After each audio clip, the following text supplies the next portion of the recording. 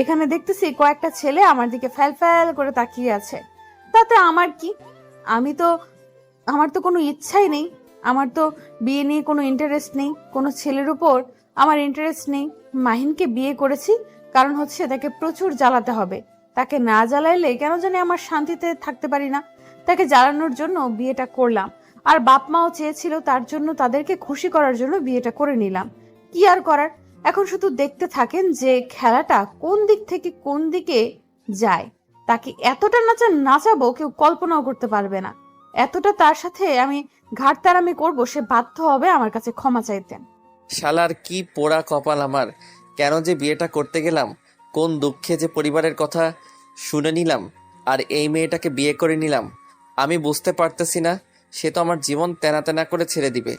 এখন না পারতেছি তাকে সহ্য করতে, না পারতেছি তাড়িয়ে দিতে গেলে তো বাসা থেকে আমাকে বের করে দিবে। কারণ এখন আমার থেকে তার অধিকার সেই বাসায় বেশি। কারণ দীপা হচ্ছে এখন এই বাড়ির একমাত্র পুত্রবধূ। কিন্তু যে বাড়িতে পুত্রর কোনো খোঁজ রাখে না, সেই বাড়িতে পুত্রবধূকে নিয়ে ধুমধাম বেশি হয়।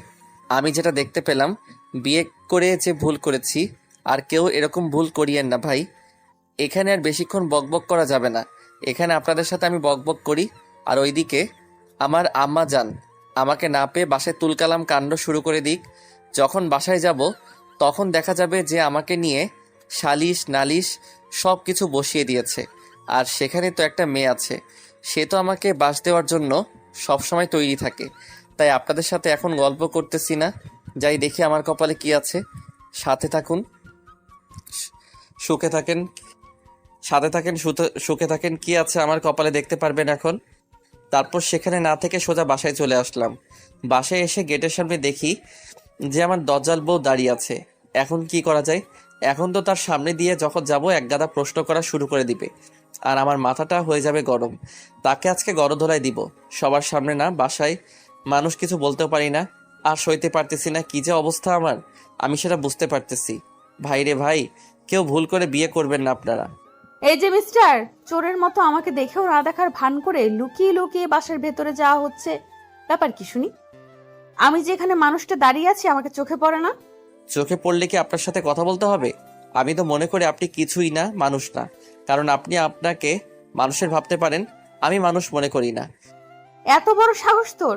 তুই আমাকে এ কথা বলিস? আমাকে মানুষ বলিস না তুই?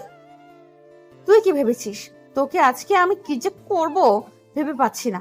ওকে আমি দেখাচ্ছি, দাঁড়া। আমি আগে ভেবেছিলাম আপনি শুধু একজন অমানুষ, এখন দেখতেছি রাক্ষসী আমাকে খেয়ে ফেলবেন। এবার তো তোকে আমি ছেড়ে দিয়ে কথা বলবো না। এবার তোর কপালে সত্যিই দুঃখ আছে। তোকে যে এবার আমি কি করব ভেবে পাচ্ছি না। তুই আমাকে রাক্ষসী বলতেছিস? তোর সাহস কম না? তুই আমাকে কি কি বলতেছিস? আমি তোকে খাইছি? আজকে তোর সাহস কি করে হয় আমার সাথে এভাবে কথা বলার? দেখেন, আমি একজন সুস্থ মানুষ, আমি কোনো রাক্ষসীর সাথে কথা বলতে চাচ্ছি না। এখন আমার শরীর খুব ক্লান্ত লাগতেছে। আমি বাইরে থেকে মাত্র বাড়ি ফিরে আসলাম। আমি কোনো জল্লাদ বা রাক্ষসী মেয়ের সাথে কথা বলতে পারতেছি না। আমি ভিতরে গেলাম, আপনি এখানে থাকেন। আপনার সাথে আমি কথা বলতে চাচ্ছি না এখন। তোর সাহস দেখতেছি দিন দিন বেড়েই চলেছে। তুই আমার সাথে যেভাবে আচার আচরণ করতেছিস, তোকে আমি কি যে সাহেস্তা করব, শুধু একটু ধৈর্য ধর। কারণ আমার বাবা মা আজকেই বাসা থেকে চলে যাবে। তাদের জন্য আমি তোকে কিচ্ছু বলতে পারতেছি না। তুই মাথায় চড়ে গিয়েছিস, তাই না? তুই ঘুমিয়ে ঘুমিয়ে স্বপ্ন দেখতে থাক, আমি এখান থেকে চলে যাচ্ছি। আর আমিও তোকে এখন কিছু বলতে পারতেছি না, কারণ এখন বাসায় মেহমান। আমি যদি এখন তোকে কিছু করি তাহলে দেখা যাবে যে তারাও অপমানিত হবে। তাহলে তোর সাথে খেলা শুরু হবে। শুধু আমার বাসায় মেহমান চলে যাক, তারপর তোর সাথে খেলা শুরু হচ্ছে। আর আমি তো এখন কোথায় যাচ্ছি না। আমার অত্যাচার সহ্য করার জন্য তুই প্রস্তুতি নে। এখন আমি এই বাড়ির মালিক। তাই নাকি? এই বাড়ির মালিক তুই? তুই এই বাড়ির মালিক, আমাকে এটাও মেনে নিতে হবে? তোকে লাথি দিয়ে এই বাসা থেকে বের করে দেওয়ার ক্ষমতা আমার আছে জানিস। কিন্তু কিছু করতেছি না শুধু আমার আম্মাজানের জন্য। কে কাকে লাথি দিয়ে কোথায় বের করে দেয় সেটা সময় বলে দিবে। তুই আমাকে বলতেছিস না তুমি আমাকে লাথি মেরে বাড়ি থেকে বের করে দিবি? একদিন দেখবি আমি তোকে লাথি দিয়ে বের করে দেব। সেদিন আমার কাছে ক্ষমা চাইবি, কিন্তু সেদিন এই দীপা তোকে ক্ষমা করবে না। আচ্ছা, আমিও দেখব তুই কিভাবে আমার বাড়ি থেকে আমাকে তাড়িয়ে দিতে পারিস, আর আমিও তোকে তাড়িয়ে দেব, সেটাও দেখে নিস তুই। আচ্ছা, তাহলে তোর সাথে আমার এটা চ্যালেঞ্জ হইলো যে কে কাকে বাড়ি থেকে বের করে দেয়। কুত্তার মতো আমি তোকে দেখিয়ে দেব। তুই আমাকে এখনো চিনতে পারিসনি আমি কি জিনিস। আমিও তোকে কিচ্ছু বলি নাই, একটা মেয়ে ভেবে। কিন্তু আজকে তুই যেটা আমার সাথে চ্যালেঞ্জ করলি, আমি এরপর থেকে তোকে একটু ছেড়ে কথা বলবো না। এবার দেখ তোর জীবনে কি কি হতে থাকে। তুই আমার সাথে পাঙ্গা নিচ্ছিস তাই না? দেখতে থাক কি হয়। তাই নাকি?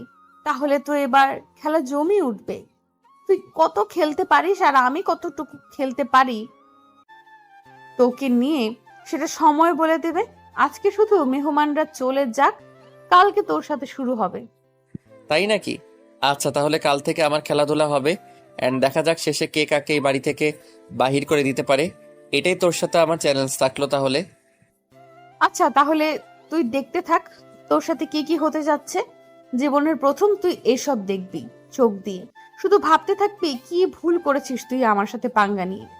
কথাটা বলে সেখান থেকে চলে আসলাম। মাথা গরম আছে, সে আমার সাথে নাকি চ্যালেঞ্জ করে, আর আমাকে নাকি এইবারের কুত্তার মতো বের করে দেবে। আমি যে তোকে কি করব তুই ভেবে পাবি না। দাঁড়া, আমার মতো মেয়েকে তুই চ্যালেঞ্জ করেছিস, তোর জীবন আমি শেষ করে দিয়ে তারপর তোকে আমি রাস্তার ফকির বানিয়ে ছেড়ে দেব।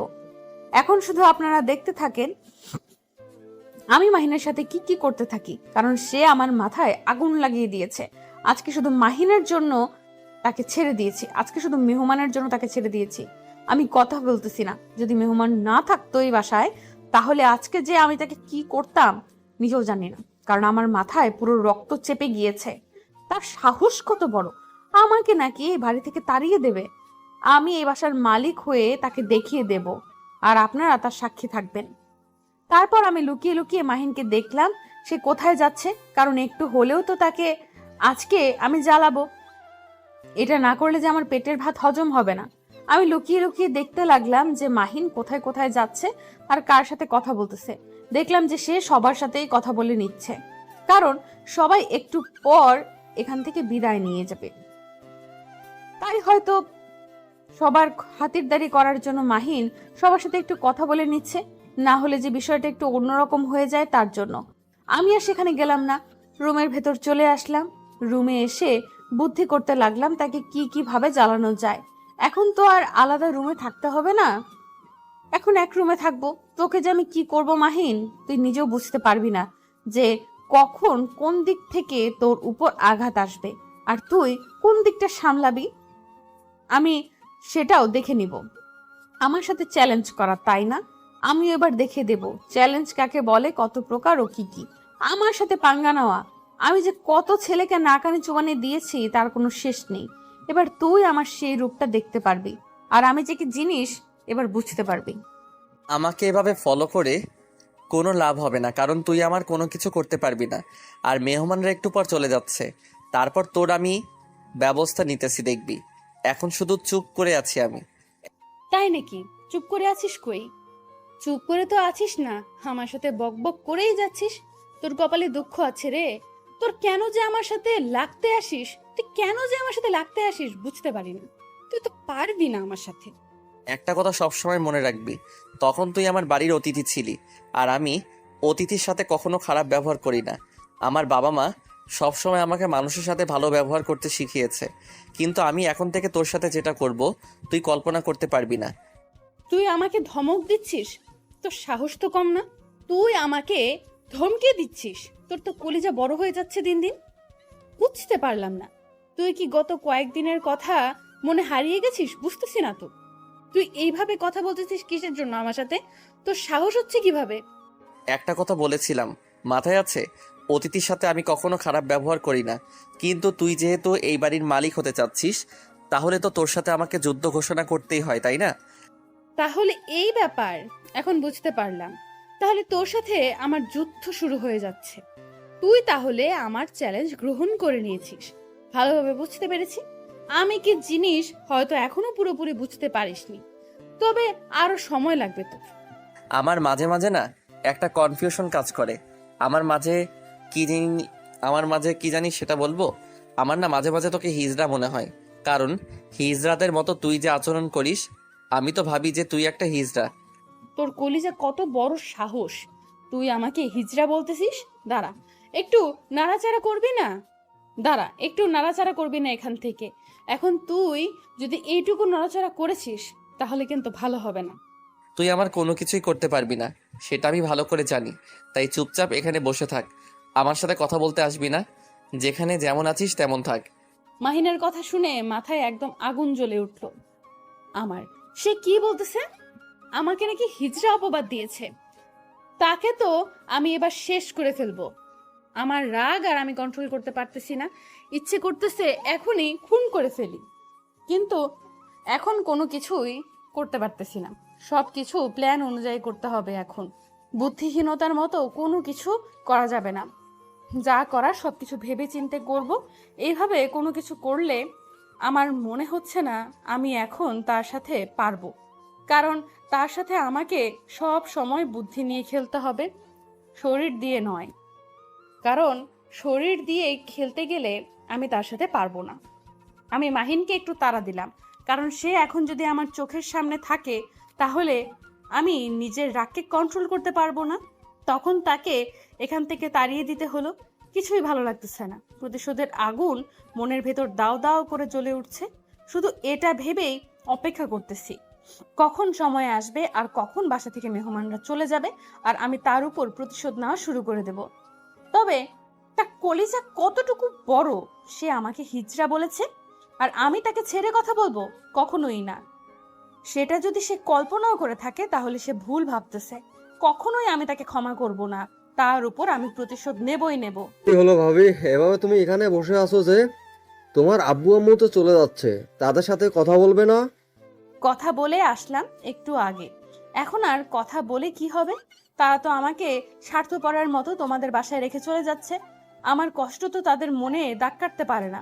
ভাবি তুমি যে কি বলো না, মাহিন ভাইয়ার মতো ছেলে হয় না, দেখবে সব সময় তোমাকে সুখে রাখবে, তোমাকে তোমার ফ্যামিলির কথা মনে করতেই দিবে না। আচ্ছা, সে কথা কিভাবে বললে মাহিন? কেমনে ভালো হতে পারে? আমাকে সেটা আগে বলো।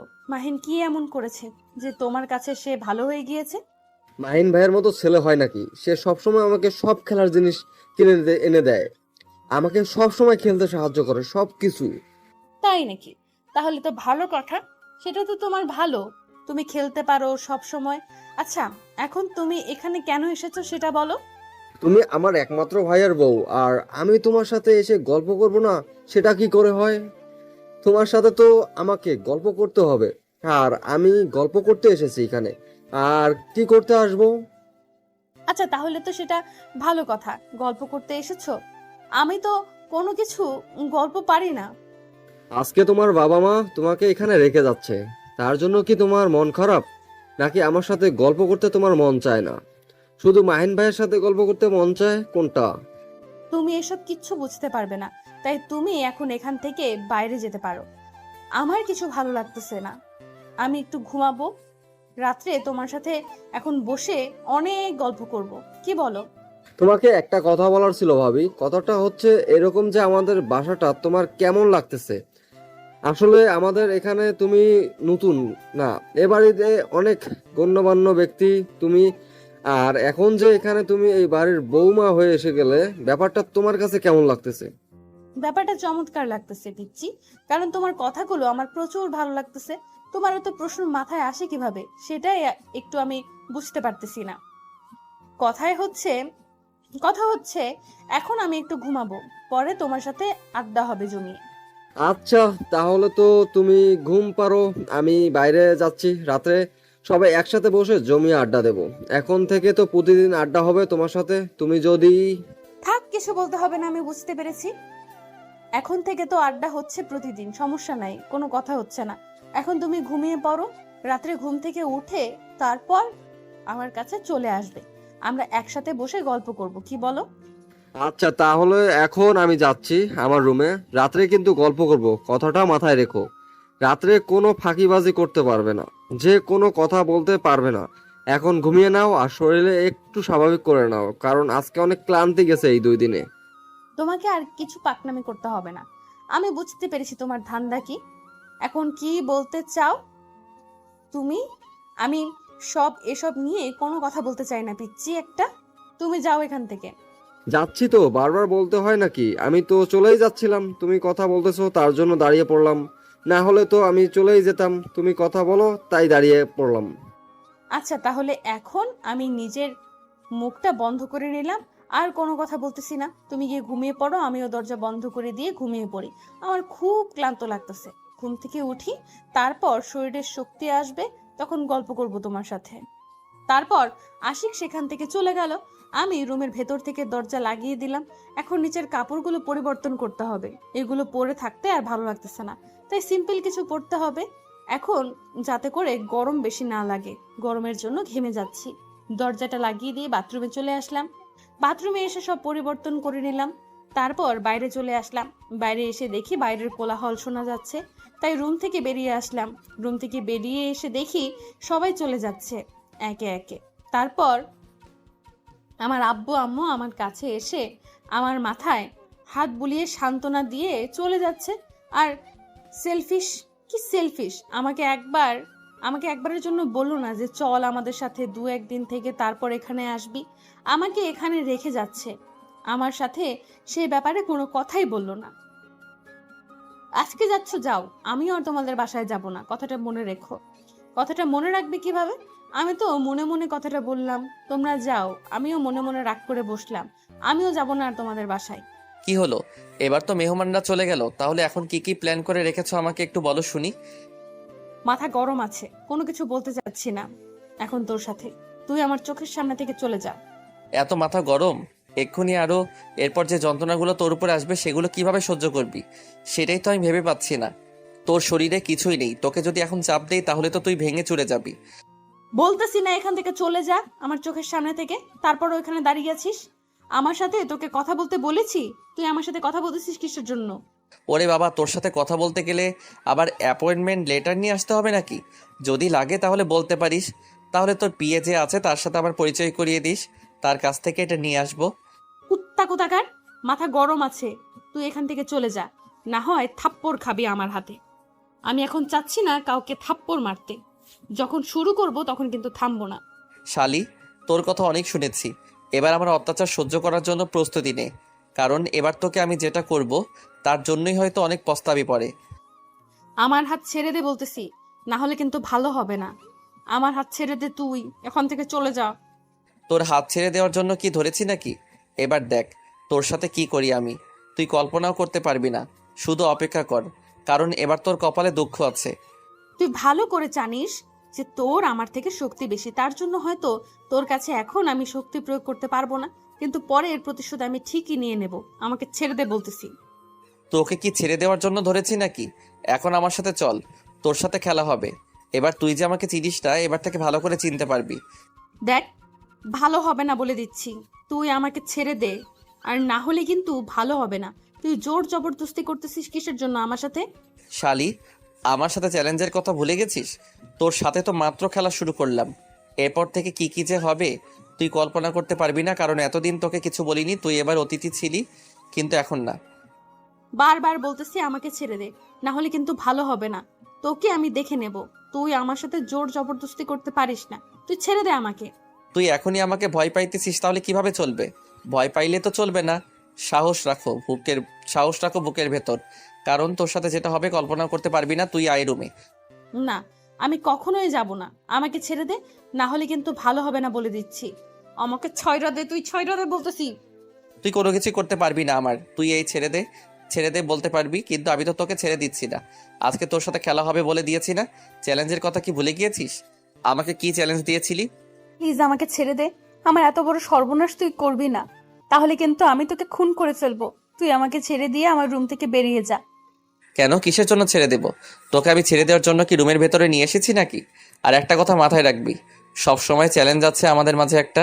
তার জন্য তুই আমাকে জোর জবরদস্তি করে ব্যবহার করবি, আমার ইজ্জত নিয়ে খেলা করবি? সেটা তো হতে পারে না। তুই আমাকে প্লিজ ছেড়ে দে, আমি তোকে খুন করে ফেলবো, না হলে তুই আমাকে ছেড়ে দে বলতেছি।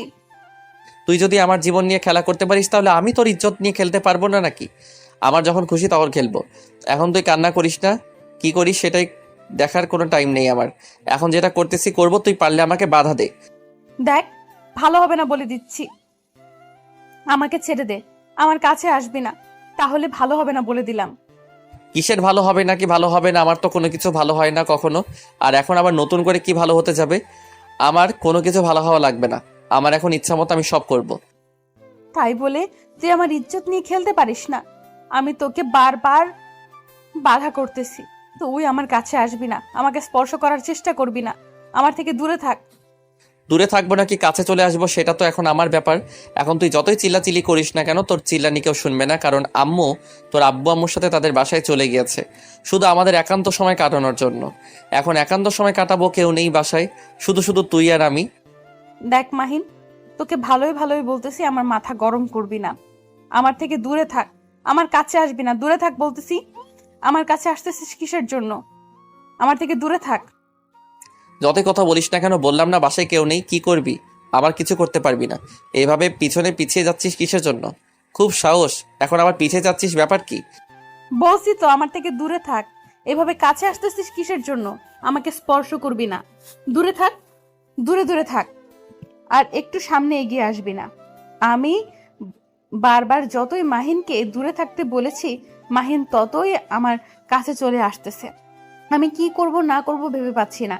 বাসায় কেউ নেই, রুমের ভেতর থেকে দরজা লাগিয়ে দিয়েছে।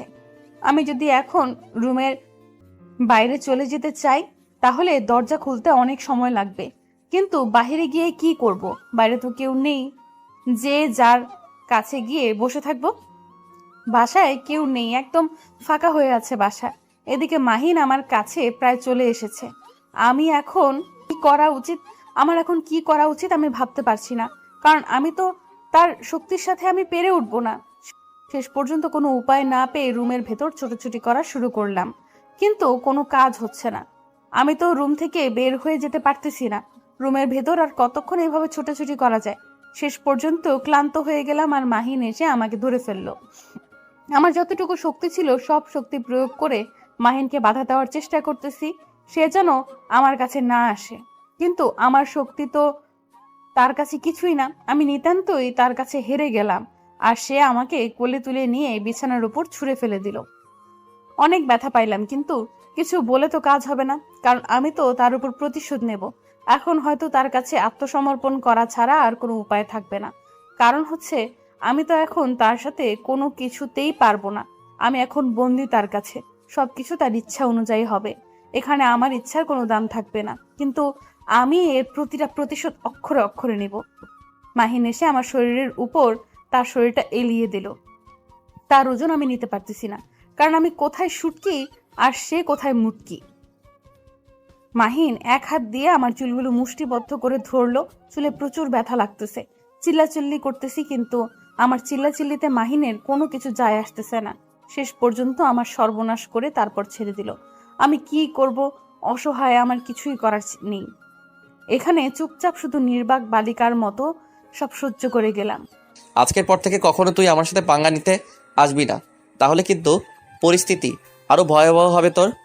তুই আবার এটা ভেবে বসে থাকিস না যে তুই আমার ইজ্জত লুটে নিয়েছিস, আর আমি সেই শোকে তোকে কিছুই বলবো না।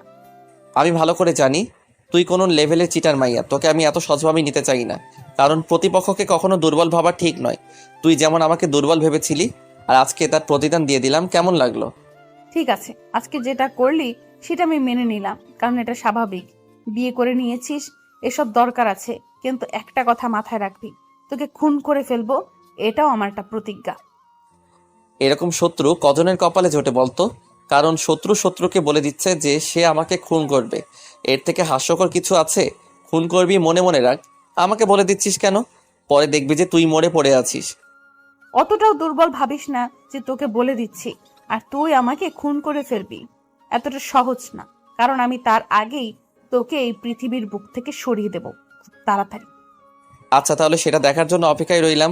কবে দেখি সেই দিনটা আমার সামনে চলে আসে। সেই দিনটার জন্য অপেক্ষা করতেছি। এখন বকবক না করে আমার রুম থেকে বেরিয়ে যা। এটা তোর বাপের রুম যে তুই যেটা বলবি আমি তোকে সেটাই শুনতে হবে? আমি এখানে শুয়ে থাকবো, তোর যদি ভালো না লাগে তুই অন্য রুমে যেতে পারিস। তুইও তো ভুলে গিয়েছিস যে এটা আমার বাপের বাড়ি, তার মানে এটা আমার বাপের রুম। আর তুই এখন এখান থেকে বেরিয়ে যা। তোর বাপের রুম হয়েছে তাতে কি হয়েছে? আমার শাশুড়ি মায়ের স্বামীর রুম, তার মানে এটাতে আমার অধিকার আছে। তুই এখন বেরিয়ে যা এখান থেকে। তোকে আমি কখন স্ত্রীর অধিকার দিলাম যে তুই এখানে অধিকার দেখাচ্ছিস? তোকে বলতেছি না তুই এখান থেকে বেরিয়ে যা। কুত্তা, তোকে আমি আবার কখন স্বামীর অধিকার দিয়েছি? আমি কখন বলেছি তুই আমার স্বামী আর সেই অধিকারে আমি এখানে থাকবো? ভাগ এখান থেকে। তোর যাবতীয় জিনিস নিয়ে এই রুম থেকে এক্ষুনি বেরিয়ে অন্য রুমে শিফট হয়ে যা। আমার সামনে তোকে দেখতে চাই না। তোর সাথে ঝগড়া করার কোনো ইচ্ছা নেই। এখন তো এখান থেকে বেরিয়ে যা। তোকে ইচ্ছা করতেছে না তাই বের হয়ে যা এখান থেকে। এটা আমার রুম, আমি রুম থেকে বেরিয়ে যাব কিসের জন্য? তোকে বলতেছে বেরিয়ে যা তুই। এখন এখানে আছিস কিসের জন্য? নির্লজ্জের মতো। আমার তো লজ্জা নেই, আমি নির্লজ্জ। তো সমস্যা? এখন এখান থেকে বেরিয়ে যা। তোর মুখ দেখতে চাচ্ছি না আমি। বেরো এখান থেকে। এবার মাথা গরম করবি না, তাহলে কিন্তু বিছানা থেকে একদম ছুঁড়ে ফেলে দেব। আর আমার রুমে আসার সাহস পাবি না। আমার সাথে কথা বলা তো দূরের কথা। অপমান করতেছিস তাই না?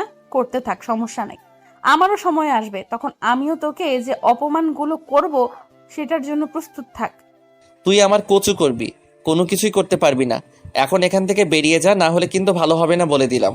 এখন এখান থেকে বেরাবি, না হলে তোর কপালে এখন আবার আরেকটা দুঃখ আসবে। তাই বলতেছি, এখন মাথা ঠিক আছে, এখান থেকে বেরিয়ে যা। আমি মাহিনের সাথে কোনো কথা না বলে চুপচাপ সেখান থেকে বেরিয়ে আসলাম। এত তর্ক করার ইচ্ছে করতেছে না, কেমন লাগতেছে, এত কথা ভালো লাগতেছে না। তাই রুম থেকে বের হয়ে আসলাম। এখন আমাকে কিছু প্ল্যান করতে হবে। আমার তো প্রতিশোধ নিতে হবে। এইভাবে প্ল্যান করলে চলবে না, তার বাস্তবায়ন তো করতে হবে। তার সাথে তো কখনো আমি শোক দিতে পারবো না। তাকে পেছন থেকে আঘাত করতে হবে, না হলে আমি শান্তি পাবো না। তার ক্ষতি তো আমাকে করতেই হবে, না হলে এখানে থেকে আমার কিছুই হবে না, শুধু নির্যাতন সহ্য করতে হবে। তার থেকে তাকে আমি কয়েকদিনের জন্য বিছানায় রাখার ব্যবস্থা করি, তারপর তার পা ভেঙে ফেলবো। এখন তো কিছু করলে সমস্যা হয়ে দাঁড়াবে। এখন কিছু করা যাবে না। এখন কিছু করতে গেলে সে বুঝতে পেরে যাবে, রাত্রে দেখা যাবে। এখন চুপচাপ গোসলটা শেষ করে তারপর রাত্রে দেখা যাবে। রুম থেকে বেরিয়ে তো দেখি সবাই বাসায় আছে।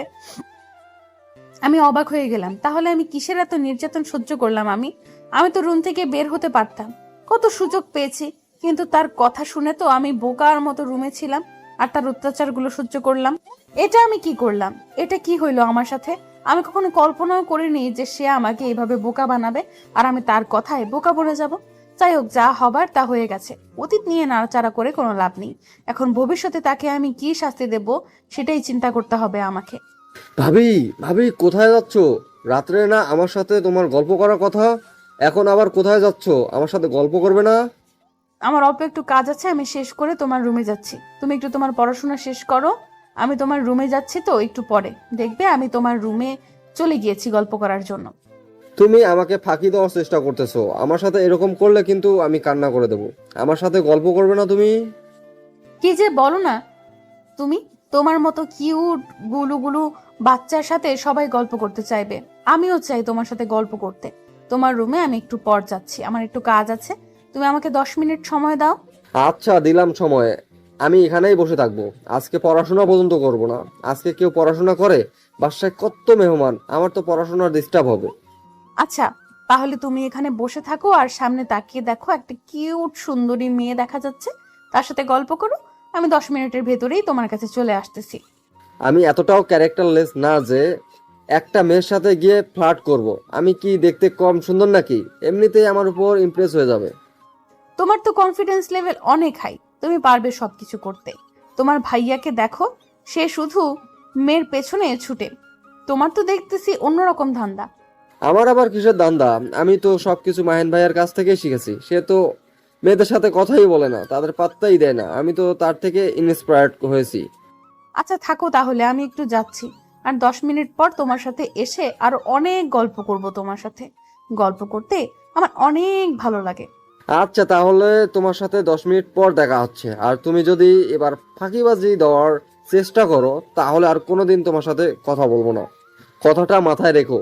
আচ্ছা আমার পিচ্চি বাবুটা, আমি যাচ্ছি। আর 10 মিনিট পর তোমার সাথে দেখা করতেছি। তারপর গল্প হবে, আড্ডা হবে জমিয়ে। তারপর আশিক সেখান থেকে ভুলিয়ে ভালিয়ে পাঠিয়ে দিলাম।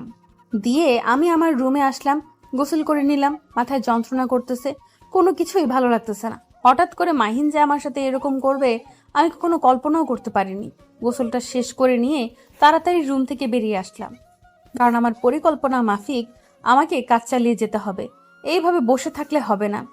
গোসল করে রুম থেকে বের হতেই দেখি মাহিন সামনে দাঁড়িয়ে আশিকের সাথে খেলা করতেছে। দুইজনে অনেক মজা করতেছে। আমি আশিকের চোখ ফাঁকি দিয়ে রান্নাঘরে চলে আসলাম। রান্নাঘরে এসে দেখি আমার নতুন শাশুড়ি আম্মা জান রান্নার কাজে ব্যস্ত।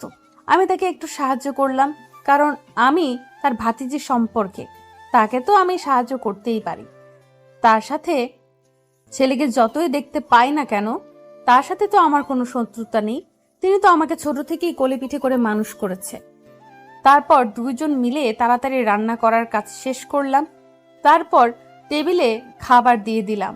বাসায় তো তেমন কিছুই নেই, বাসায় তো তেমন কেউ নেই। আমি, আশিক, মাহিন আর ফুপি আম্মা সবাই তাড়াতাড়ি খাওয়া দাওয়া শেষ করে নিলাম। খাওয়া শেষ করে নিয়ে আশিক আমার পাশে এসে আমার হাত ধরে বসলো। এখন নাকি তার সাথে গল্প করতে হবে আমার। কি আর করার, বাধ্য হয়ে তার সাথে গল্প করা শুরু করেছিলাম। তারা ছাড়া কোনো উপায় নেই, কারণ আমি তো তাকে কথা দিয়েছিলাম। তার জন্য তার সাথে এখন আমাকে গল্প করতে হবে। গল্প শেষ করে আমি রুম থেকে বেরিয়ে এসে দেখি মাহিন রুমের বাইরে দাঁড়িয়ে আছে। আমার সাথে চল, এখন তোর সাথে কথা আছে। আর তোর ফিগারের এত টেস্ট কেন রে? তুই আমার চোখের সামনে থেকে চলে যা বলতেছি। তোর সাথে আমার কোনো কথা নেই। আর তোকে আমার সামনে আসতে কে বলেছে? দেখ, এত কথা বলতে পারবো না। যেটা বলতেছি সেটাই শোন, তাহলে তোর জন্য ভালো হবে না। তাহলে তোর জন্য ভালো হবে, না হলে যে কি হবে? তোকে আমি ভয় পাই নাকি যে তুই যেটা বলবি আমি সেটাই শুনবো? তুই এখন এখান থেকে চলে যা।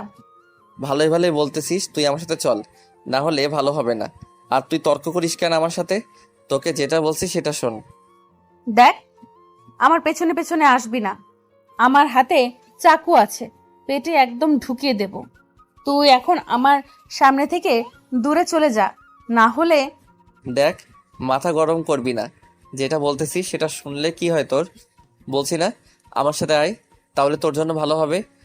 আমি বলেছি না আমি তোর সাথে যাব না, তারপরেও তুই কিসের জন্য আমার পেছনে পড়ে আছিস? তোকে বলতেছি তুই আমার চোখের সামনে থেকে সরে যা, না হলে খুন করে ফেলবো। তুই আমার কোনো কিছুই করতে পারবি না। এখন হাত থেকে চাকুটা রেখে দে, না হলে কিন্তু। আমি ভালোভাবে বলতেছি তুই এখন এখান থেকে চলে যা, তাহলে ভালো হবে। আর আমার সামনে তুই থাকবি না, চলে যা।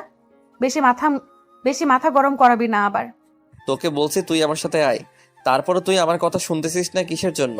তোকে আমি যেটা বলতেছি তুই সেটাই শোন। কথাটা বলে মাহিন এসে আমার হাত ধরে ফেললো। আমার রাগ মাথায় চড়ে উঠল। আমি বারবার বলতেছি তাকে আমার থেকে দূরে চলে যেতে, কিন্তু সে বারবার আমার কাছে চলে আসতেছে। আমি যতই শক্তি দেখাচ্ছি মাহিন ততই শক্তি করে আমার হাত ধরে আছে। মেজাজটা গরম হয়ে যাচ্ছে। আমি এখন তার সাথে কথা বলতে চাচ্ছি না, কিন্তু সে আমার হাত ধরে আছে। মাথা গরম হয়ে যাচ্ছে। বলতেছি আমার হাত ছেড়ে দে, না হলে কিন্তু ভালো হবে না। সত্যি সত্যি কিন্তু খুন করে ফেলবো তোকে।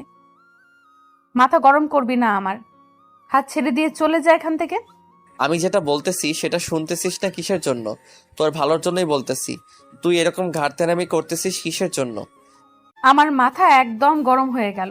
আমি তাকে এতবার বলতেছি যে আমি এখন কোনো কিছু ভালো লাগতেছে না, কিন্তু সে শুনতেছে না। আমি নিজের রাগ কন্ট্রোল করতে পারলাম না।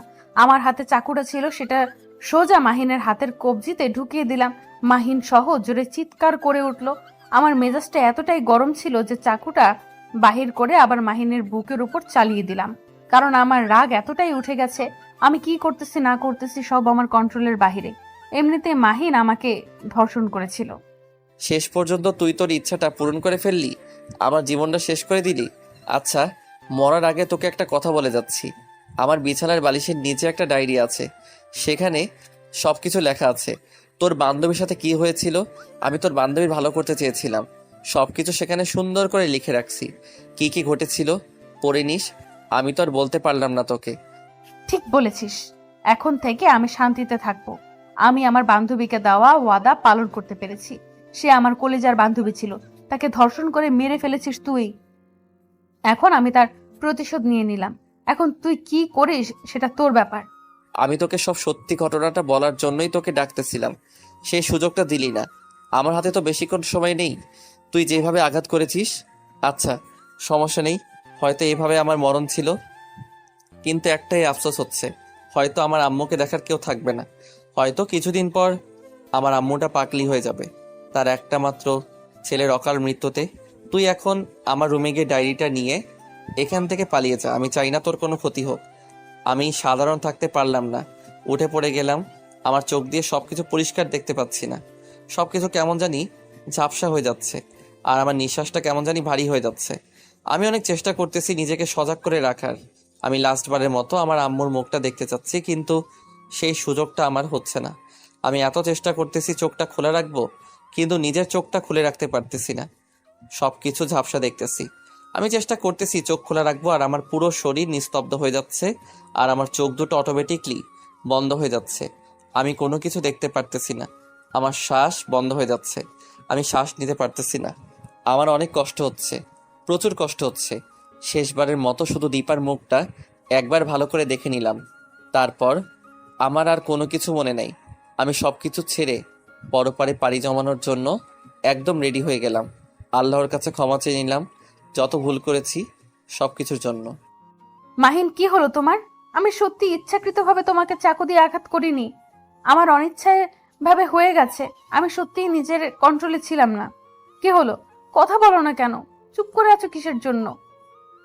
কথা বলো আমার সাথে। তুমি চোখ বন্ধ করে নিচ্ছ কেন? তোমার কিচ্ছু হবে না। এটা আমি কি করে ফেললাম? না মাহিন, তুমি মরতে পারো না। আমাকে একা করে দিয়ে তুমি কখনোই মরতে পারো না। আপনারা কি ভাবতেছেন আমি তাকে বাঁচাবো? কখনোই না। আমি একটু নাটক করতেছিলাম। আমি দেখতে চেয়েছিলাম যে সে কতক্ষণ বেঁচে থাকতে পারে, কিন্তু তার পুঁটি মাছের প্রাণ অল্পতেই চলে গেল। কি আর করার, শেষ পর্যন্ত ঝামেলাটা শেষ করেই ফেললাম। এখন আমি এখান থেকে চলে যাব। তারপর ও কি করে করুক, সেটা দেখার সময় আমার নেই। আমার যেটা পরিকল্পনা ছিল সেটা আমি শেষ করে ফেলেছি। আমার বান্ধবীকে দেওয়া দাবি পালন করে ফেলেছি। কাজ শেষ। আজকে থেকে আমি আমার বান্ধবীকে দেওয়া কথা সেটা পূরণ করে ফেললাম। আজকে থেকে তার আত্মার শান্তি পাবে। ভালোবাসার মানুষকে কত কিছু না করতে বাধ্য করে, তাই না? আসলে মানুষ কখন কি করে বসে কি না করে বসে সেটা আমরা জানি না। আমি আমার বান্ধবীকে দেখেছিলাম তার সাথে রুম ডেট করতে, আর সে আমাকে বলে সে নাকি কিছুই জানে না। তারা যে ভিডিও বানিয়েছিল সেই ভিডিও আমার বান্ধবী আমাকে দেখিয়েছিল। আমার বান্ধবীকে মাহিন কথা দিয়েছিল তাকে বিয়ে করবে, কিন্তু তাকে ব্যবহার করে ছেড়ে দিয়েছে। কেন মানুষ এরকম করে? কিসের জন্য বুঝি না। মানুষ কি পায় এরকম করে? মেয়ে মানুষদের কোনো মূল্য নেই এই সমাজে। তারা কি সব সময় অবহেলিত থাকবে নাকি? তাদের কিছু করার আছে। আর কিছু মেয়ে আছে যাদেরকে আমি স্পেশালি বলতেছি, বোন, তুমি প্রেম করো, তুমি কি করো সেটা তোমার ব্যাপার। নিজের ইজ্জতটাকে ঠিক রাখো অন্তত। কারণ তুমি একজনকে বিলিয়ে দিবে, পরে সে তোমাকে ছেড়ে চলে গেলে তখন তুমি আত্মহত্যা করবে। তুমি আত্মহত্যা করো ঠিক আছে, কিন্তু তোমার যে আত্মীয় আছে, তোমার বন্ধু বান্ধব আছে, তাদের কি পরিমাণ কষ্ট হয় তুমি তো মরে যাও, তুমি তো সেটা অনুভব করতে পারো না যে তাদের ভেতরে কি পরিমাণ যন্ত্রণা হয়। তারা একটা প্রিয় মানুষকে হারিয়ে ফেলে।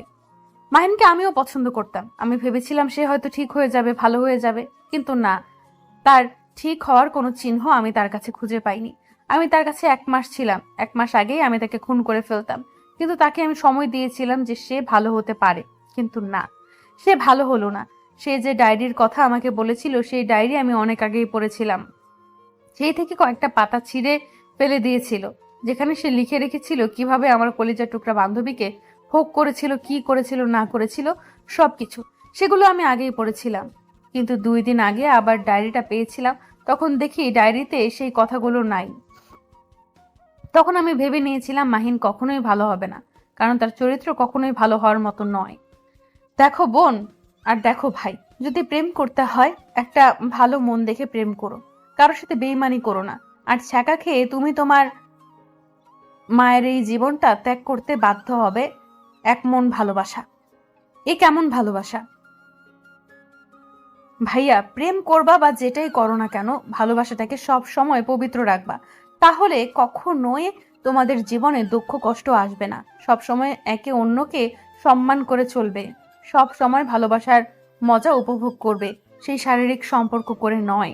জানি না গল্পটা কেমন হয়েছে, ভালো করার চেষ্টা করেছি কিন্তু ততটা হয়তো ভালো করতে পারিনি। আসলে আমি অসুস্থ, যার কারণে আপনাদের মনের মতো করে তুলে ধরতে পারলাম না গল্পটা। তবুও আপনাদের কাছে আপনাদের সাপোর্ট চাই।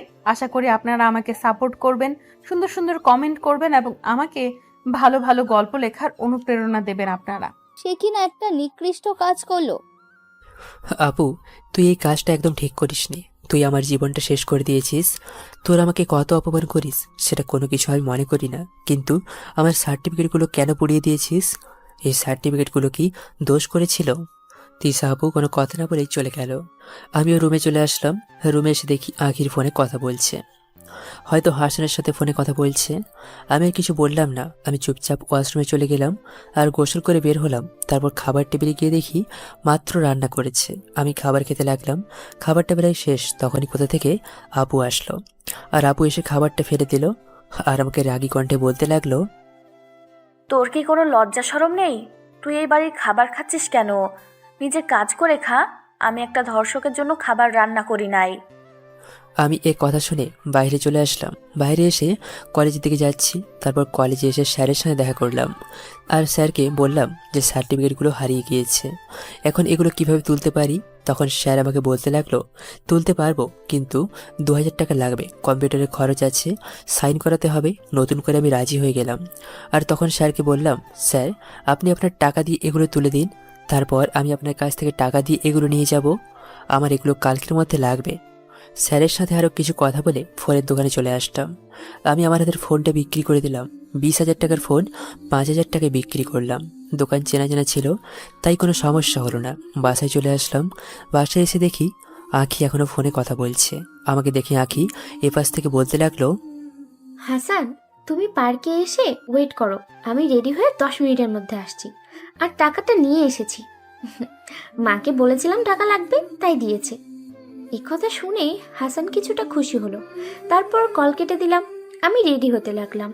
রেডি হচ্ছি আর শাহরিয়ার এদিকে তাকিয়ে দেখি বারান্দায় বসে আছে। ইচ্ছে হলো একটা ঝাড়ি দিয়ে আসি। আমি ওর কাছে এসে অনেক জোরে একটা থাপ্পড় মারলাম। শাহরিয়ার আমার দিকে জিজ্ঞাসার দৃষ্টিতে তাকিয়ে আছে। আমি বলতে লাগলাম, কিরে এখানে বসে আছিস কেন? আমার জন্য চা বানিয়ে আন, আমি এখন বাইরে বের হব। এই কথা শুনে শাহরিয়ার উঠে রান্নাঘরে যেতে লাগলো। ঠিকমতো হাঁটতে পারছে না। এদিকে আমি রেডি হতে লাগলাম। এদিকে আমি থাপ্পড় খেয়ে রান্নাঘরে চলে আসলাম। রান্না করে এসে দেখি তিশা আপু রান্না করে। আমি গিয়ে চা বসালাম আর তখন তিশা আপু আমাকে বলতে লাগলো, কি রে, তোর সাহস তো কম না? তুই আমার টাকায় চা বানিয়ে খাচ্ছিস। আমি তোকে আমার কোনো কিছুই দিব না। তোকে যে এখনো বাড়ি থেকে বের করে দিইনি, এটাই অনেক দর্শকের। আবার চা ঠিকমতো ভাত পাস না, আবার চা খেতে আসিস? তারপর আমি রুমে আসলাম। রুমে এসে আখিকে বললাম, তিশাপুর কথা আমি শুনে কিছু বলল না। আমি শুয়ে পড়লাম। আখি আমার সামনে দিয়ে চলে গেল হাসানের সাথে দেখা করতে। আমি আখিকে ভালোবাসি না, এটা ঠিক, কিন্তু আমার বউ অন্য কারোর সাথে দেখা করতে যাচ্ছে, এটা কেমন যেন বুকের ভেতর মজুর দিয়েও উঠছে। এভাবে কখন যে ঘুমিয়ে গেলাম মনে নেই। যখন ঘুম ভাগলো তখন থেকে সন্ধ্যা হয়ে গেছে। আমি বের হয়ে দেখি আখি এখনও আসে নাই। কাউকে জিজ্ঞাসা করতে পারছি না, যদি আপনার অপমান করে। তবুও মায়ের রুমে গেলাম। মাকে গিয়ে জিজ্ঞেস করলাম, মা আখি দুপুরবেলা আমি বের হয়েছিল কিন্তু এখনো বাসায় ফেরেনি, আর কি কোথাও গেছে? তোমাকে কি বলে গেছে? আমি জানি না, আর তুই আমার সাথে কথা বলবি না। আর কোনোদিনও যদি আমার সাথে কথা বলিস তাহলে আমার মরা মুখ দেখবি, কথাটা মনে রাখিস। এই কথা শুনে আমি চোখ মুছতে মুছতে বাইরে চলে আসলাম। বাইরে এসে দোকানে গিয়ে চা খাচ্ছি। তেমন কোনো বন্ধু বান্ধব নেই যে মন খুলে কথা বলতে পারবো। যেগুলো ছিল সেগুলো বিভিন্ন জায়গায় চলে গেছে। এখন সময় দেখতে পেলাম বাবা বাসার দিকে যাচ্ছে। আমার দিকে একবার চেয়ে আর তাকালো না। আমিও চা খেয়ে বাসায় ফিরছি। বাসায় ফিরে দেখি বাবা চেঁচামেচি করছে। বুঝতে পারলাম আমাকে বকা দিচ্ছে। আমি চলে আসলাম রুমে, এসে পড়তে বসলাম, কিন্তু বাবা মাকে বকা দিয়ে যাচ্ছে। আমি শুধু সহ্য করছি। হ্যাঁ জানি এখানে আমি কোনো কথা বলছি না, আর বললেও কেউ বিশ্বাস করবে না। হ্যাঁ তাই কোনো কথা বলেও লাভ নেই। তারপর আমি আমার মতো করে পড়তে লাগলাম। বুঝতে পারলাম আখি হয়তো তাদের বাসায় চলে গেছে। একটা বার আমাকে জানানোর প্রয়োজন মনে করলো না। আর আমাকে জানাবেই বা কেন? আমি তার কে? এভাবে সময়টা পার হলো। রাতের খাবার খেতে খাবার টেবিলে আসলাম, এসে দেখি সবাই খাচ্ছে, আমিও চুপচাপ বসে পড়লাম। কিন্তু কেউ খাবার এগিয়ে দিচ্ছে না। আমি নিজে নিজেই খাবার নিলাম আর খাবার খাচ্ছি, কিন্তু আপু আবার সেই অপমান করতে লাগলো। খাবার খাওয়ার সাথে সাথে অপমানগুলো সহ্য করলাম, কিছুই করার নেই। খাওয়াটা শেষ করে রুমে চলে আসলাম। রুমে এসে শুয়ে পড়লাম, আর শরীর ক্লান্ত থাকায় কখন যে ঘুমিয়ে গেলাম মনে নেই। সকালবেলা এমনিতেই ঘুমটা ভেঙে গেল, আর ঘড়ির দিকে তাকিয়ে দেখি সকাল 10:30 বাজে। আজকে আমি এতক্ষণ ঘুমালাম, তারপর উঠে ফ্রেশ হয়ে নিলাম, আর খাবার টেবিলে গিয়ে দেখি কোনো কিছু নেই। আমি আর কিছু বললাম না, আমি আমার মতো বাইরে চলে আসলাম। বাইরে এসে সোজা কলেজে চলে গেলাম। কলেজে এসে স্যারের সাথে কথা বললাম, আর স্যারকে 2000 টাকা দিলাম। উনি টাকা নিতে চাইলো না প্রথমে, কিন্তু আমি জোর করে টাকাটা দিলাম। তারপর সার্টিফিকেটগুলো নিয়ে কম্পিউটারের দোকানে আসলাম। দোকানে এসে আবেদন করলাম। পরীক্ষার বাকি আরও 5 দিন। একটা হোটেল থেকে নাস্তা করে নিলাম। তারপর আমি বাসায় চলে আসলাম। বাসায় আসতে দুপুর হয়ে গেল। আমি এসে দেখি বাসায় মেহমান আসছে। জানি না মেহমানগুলো কেন আসছে। একটু পর বুঝতে পারলাম তিশা আপুকে হয়তো দেখতে আসছে। তিশা আপু আগে থেকে একটা ছেলেকে পছন্দ করত, এটা আমি জানি। আমি সবাইকে সালাম দিয়ে রুমে চলে আসলাম। আমি আসাতে হয়তো বাবা মা তিশা আপুকেও খুশি হয়নি, আর একটু পরেই আসলে হয়তো ভালো হতো। আমি রুমে এসে ফ্রেশ হয়ে নিলাম, তারপর বই নিয়ে বিছানায় বসে পড়তে লাগলাম। এভাবে সময়টা পার হলো। কিছুক্ষণ পর ওরা চলে গেল। আমি খাবার টেবিলে আসলাম, আর তখন তিশা আপু আমাকে বলতে লাগলো, তোকে বাসায় এই সময় আসতে হলো, আর একটু পরে আসতে পারলি না? তোর মুখ দেখাও যে পাপ। এখন তো ঠিকই খেতে চলে আসছিস, এভাবে বেকার থেকে যে খাচ্ছিস লজ্জা করছে না? আসলে তোর কোনো কথা গায়ে লাগে না, গায়ে লাগলে এতক্ষণে কিছু একটা হয়ে যেত। আপু তুই আমাকে কী সব বলছিস? আমি কি তোর ভাই না? আমি কি তোর বিয়েতে থাকতে পারি না?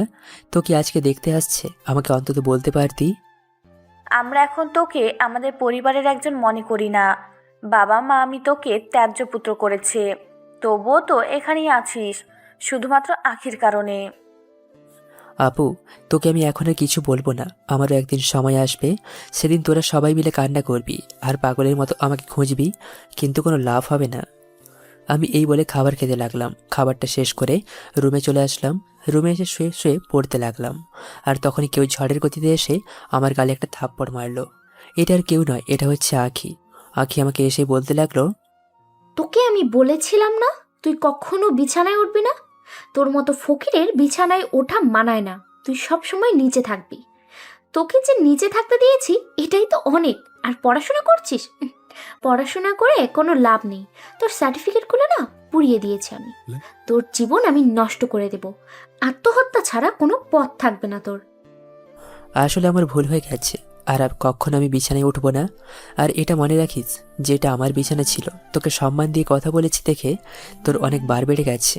তুই আমাকে হুকুম করিস? এই বলে আমি আখিকে একটা থাপ্পড় মারলাম। আমার অনেক রাগ উঠে গেল, আর কত সহ্য করব আমি। তখনই আখি চিৎকার দিয়ে কান্না করতে লাগলো, আর নিজের মাথা নিজেই আলমারিতে লাগিয়ে রক্ত বের করলো। আর তখনই বাবা মা তিশা সবাই রুমে আসলো।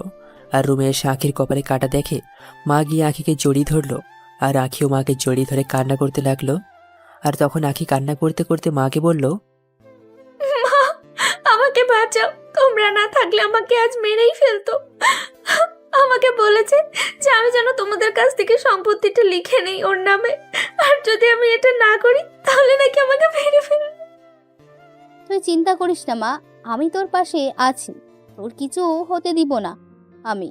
আজকে থেকে তোর ওর সাথে থাকার কোনো দরকার নেই। তুই এখন থেকে ঈশার সাথে থাকবি। ঈশা আজকে থেকে তুই আঁকিকে তোর সাথে রাখবি। মা তুমি বিশ্বাস করো, আমি আখিকে এমন কিচ্ছু বলিনি। আখি তোমাকে সব কিছু মিথ্যা বলছে। আপু তুই বিশ্বাস কর, আমি আখিকে এসব বলিনি। আমার বাবার সম্পত্তির উপর কোনো লোভ নেই। তখন বাবা মা আর কিছু না বলেই চলে গেল। আখিকে নিয়ে আমি আরও খারাপ হয়ে গেলাম বাবা মায়ের কাছে। ধ্যাত, শুধু শুধু যে কেন আখির উপর রাগ দেখাতে গেলাম। এখন নিজের উপর নিজেরই রাগ হচ্ছে। তারপর আমি আবার পড়তে লাগলাম, যদিও পড়তে ইচ্ছে করছে না, কিন্তু সামনে পরীক্ষা, তাই পড়তে হবে। তারপর এভাবেই সময়টা পার হলো। প্রতিদিন সবাই কোনো না কোনোভাবে আমাকে অপমান করতো। আখি আমাকে আরও বেশি বাবা মার কাছে খারাপ বানাতে লাগলো। শুধু শুধু এসে নিজে থেকে ঝগড়া করতো, তারপর বাবা মাকে ডাক দিয়ে নিয়ে এসে আমাকে খারাপ বানাতো। আর এইভাবেই কেটে গেল 5 দিন। আজকে পরীক্ষা দিয়ে আসলাম, পরীক্ষাটা মোটামুটি ভালোই হলো। সব কিছুই ভালোভাবেই করলাম। জানি না চাকরিটা হবে কি না, কালকে চাকরি হলে জানানো হবে। আমি একটা বাটন ফোন কিনলাম, কারণ ফোনে মেসেজ আসবে, টাকাও প্রায় শেষ। বাটন ফোন কিনে দেখি পকেটে আর মাত্র 1200 টাকা রয়েছে। বিকেলবেলা বাসায় ফিরে দেখি বাসাটা সুন্দর করে সাজানো হচ্ছে। বুঝতে পারলাম না কেন সাজানো হচ্ছে। আমি ভেতরে গেলাম, ভেতরে গিয়ে দেখি অনেক মেহমান আসা শুরু করে দিয়েছে। তখন বুঝতে পারলাম আপুর বিয়ে ঠিক হয়ে গেছে। হঠাৎ আপুর সাথে আমার দেখা। আপু তার রুমের দিকে যাচ্ছিল, আর আমাকে দেখে আপু বলতে লাগলো, তুই আমার বিয়েতে কারোর সাথে কথা বলবি না, আমার সামনে আসবি না, আমি তোর মুখ দেখতে চাই না। আজকে আমার গায়ে হলুদ, আমি চাই না তুই সবার সামনে আয়, তোর মুখ আমি দেখতে চাই না কখনো। আপুর কথাটা শুনে কেন যেন মনে হচ্ছে কেউ আমার বুকের ভেতর তীর মেরেছে। তারপর আমি ওখানে চলে আসলাম। রুমে চলে এসে দরজা বন্ধ করে দিলাম, আর দরজা বন্ধ করে দেওয়ালের সাথে হেলান দিয়ে চোখ বন্ধ করে কান্না করতে লাগলাম। এটাই কি আমার সাথে হওয়ার ছিল?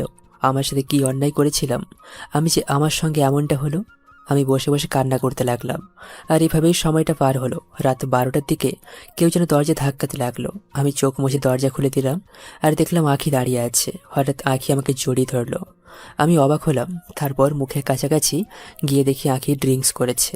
আমি কাউকে কিছু না বলে রুমে এনে শুইয়ে দিলাম। আর তখনই আঁখি আমাকে গলা জড়িয়ে ধরে বলতে লাগলো, এই পাগল, আমাকে শুয়ে দিয়ে কোথায় যাচ্ছ তুমি?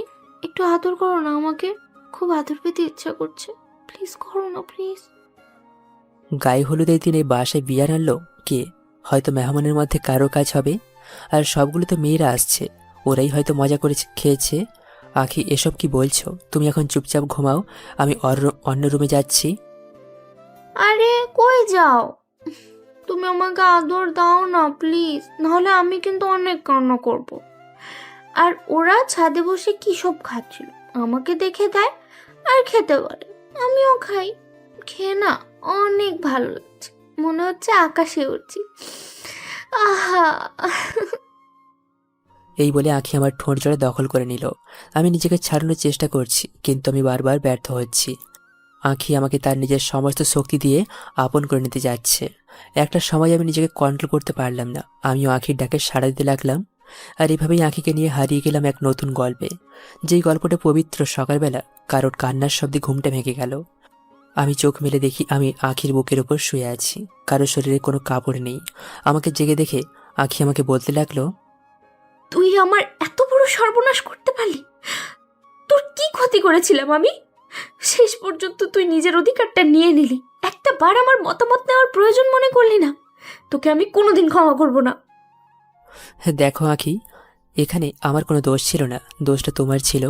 তুমি এত রাতে ওই মেয়েগুলোর সাথে বিয়ার খেয়েছিলে, তারপর তুমি অন্য রুমে হয়ে যাও আর আমার উপর। আমি আর বললাম না, থেমে গেলাম।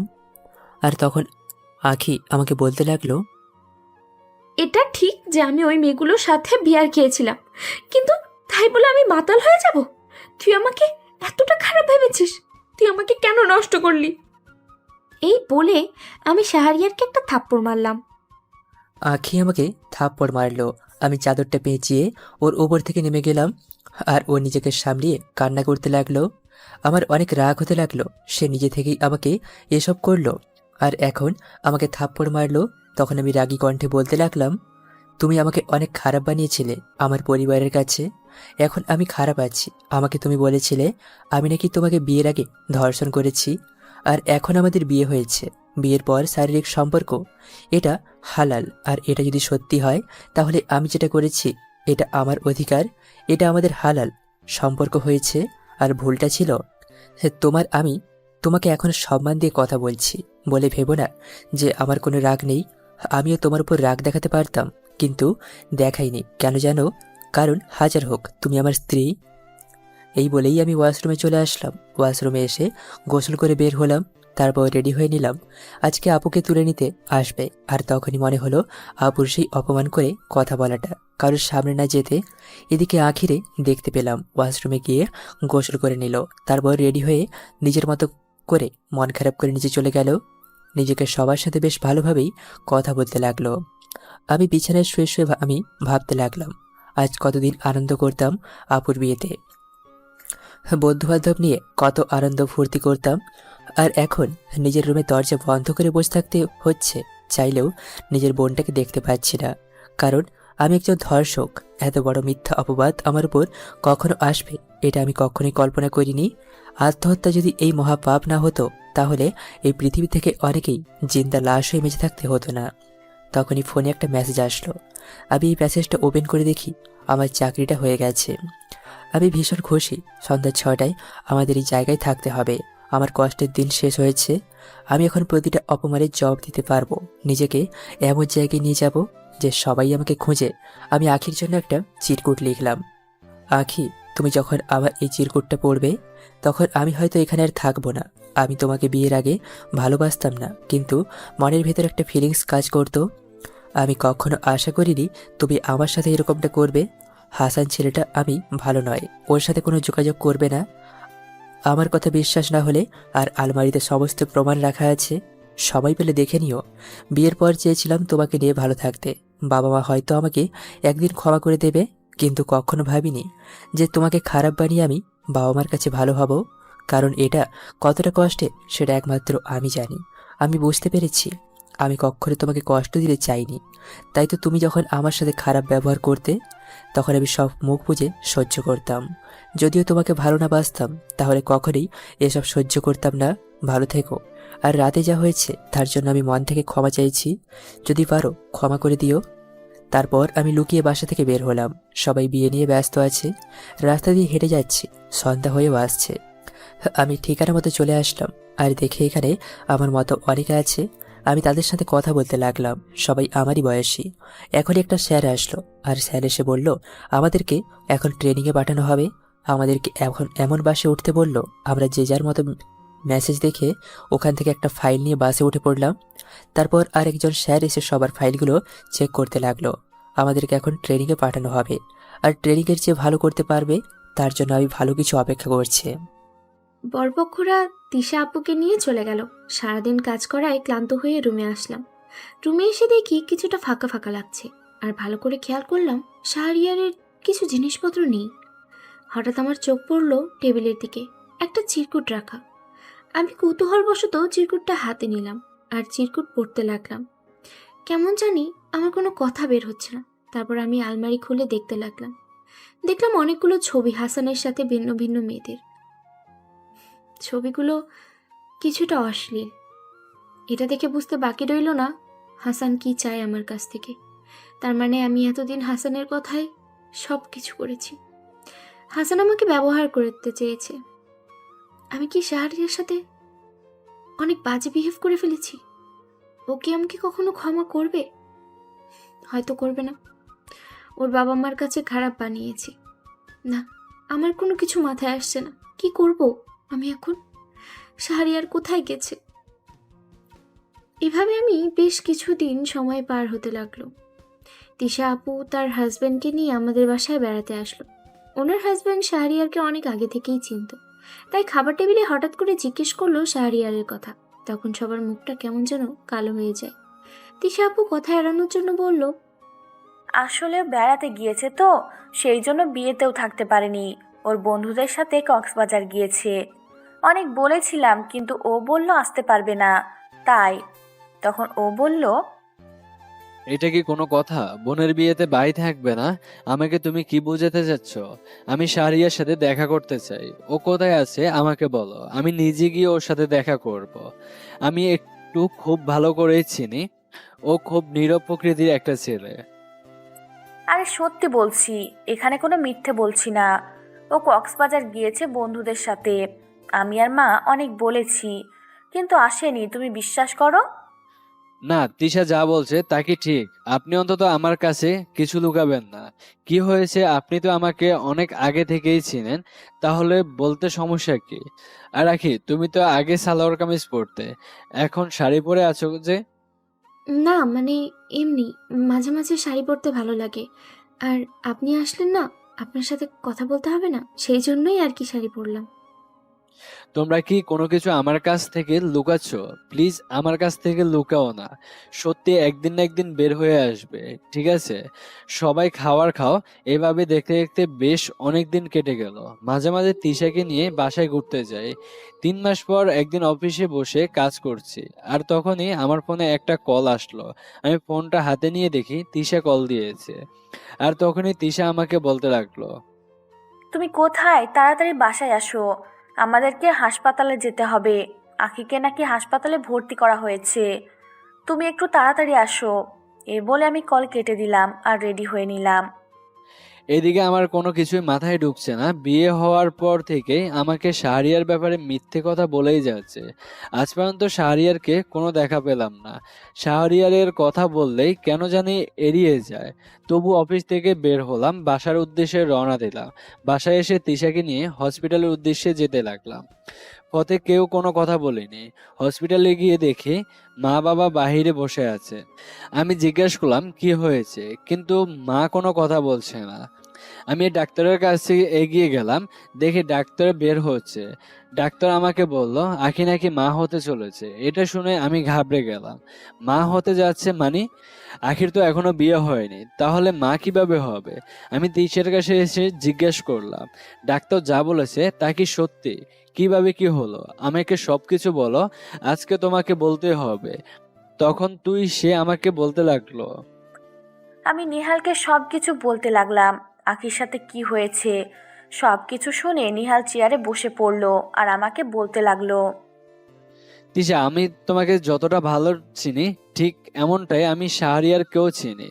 তোমার সাথে আমার পরিচয় হয়েছে ভার্সিটির, কিন্তু শাহরিয়ার সাথে আমার পরিচয় হয়েছিল কলেজে। ও ছিল আমার খুব কাছের একটা ছোট ভাই। ও কেমন ছেলে সেটা আমি খুব ভালো করেই জানি।